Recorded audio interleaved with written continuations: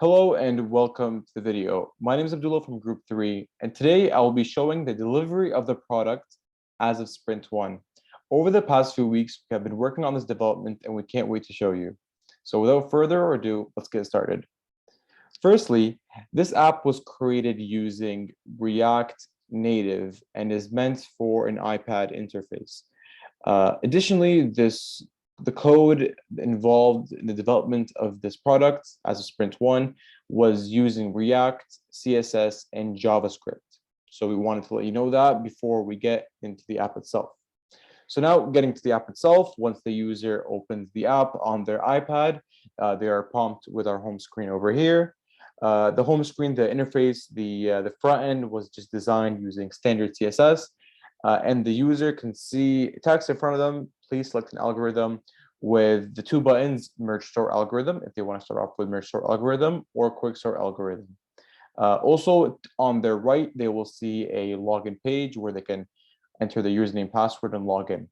But for now, let's start off as if the user wants to start off with the merge sort algorithm. So simply press on this button with this iPad, and there is a function of navigation here that will navigate them to the page where they can actually select the level that they want to go to play in for the merge sort level.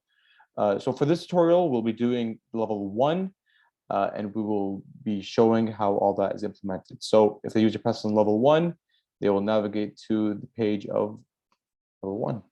So over here, I'm actually not touching my computer, or I'm not touching my keyboard. And this level is a tutorial level. It's an animation that shows the user of how the merge sort algorithm works. Of course, this animation is important because this is what will teach them how the algorithm works for the future steps when the steps get a little bit harder and where the user would actually have to interact to solve this merge sort algorithm. So this is a tutorial level, and it does it by itself. And I wasn't even touching my keyboard the entire time. There is a timer, as you can see, as you saw previously. There was a timer. Every 2 seconds, it goes to the next step, and of course, once it reaches the last step, the timer stops. And over here, you can see I'm scrolling up and down my screen.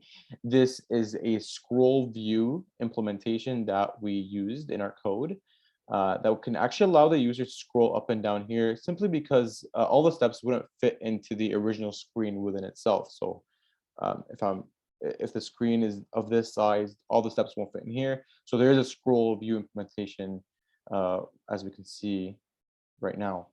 Now, just explaining how the algorithm works, there's of course 10 randomly generated numbers ranging from 1 to 20.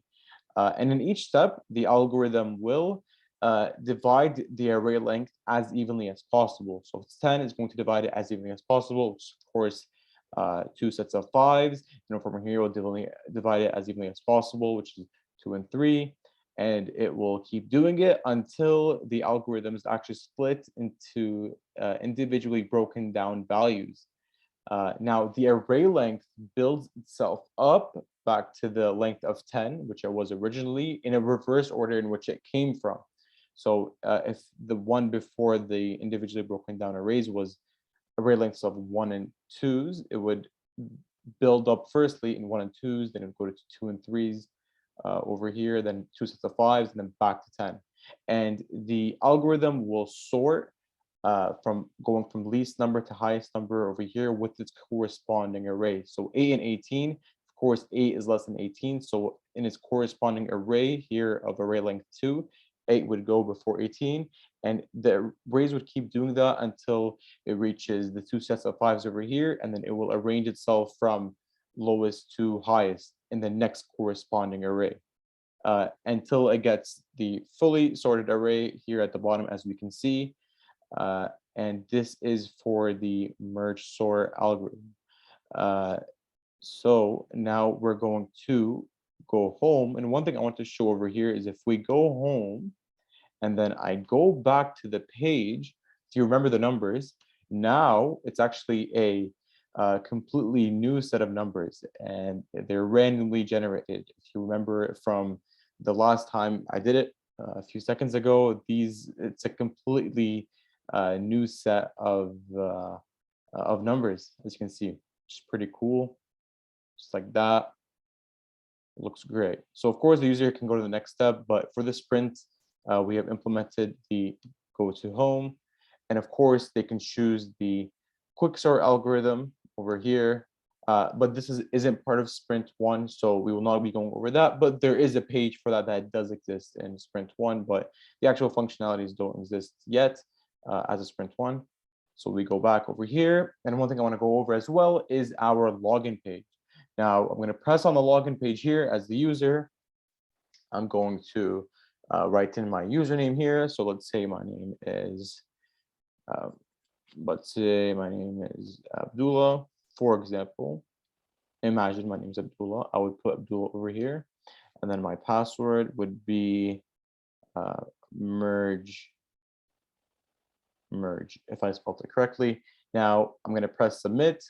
And before I do that, actually, I wanted to quickly go over the features over here. So there is actually in the password field, there is the password has a secure text entry, which is where it's the functionality where you actually cannot see the letters implemented the password. So now if I'm typing here, they appear as dots. And with this functionality, it's cool because the password appears as dots, but the username, of course, is shown to the user. Now, if I press submit, in this sprint, there is, when you press submit, what happens, I want to show over here, and there's a important reason why I want to show it as well.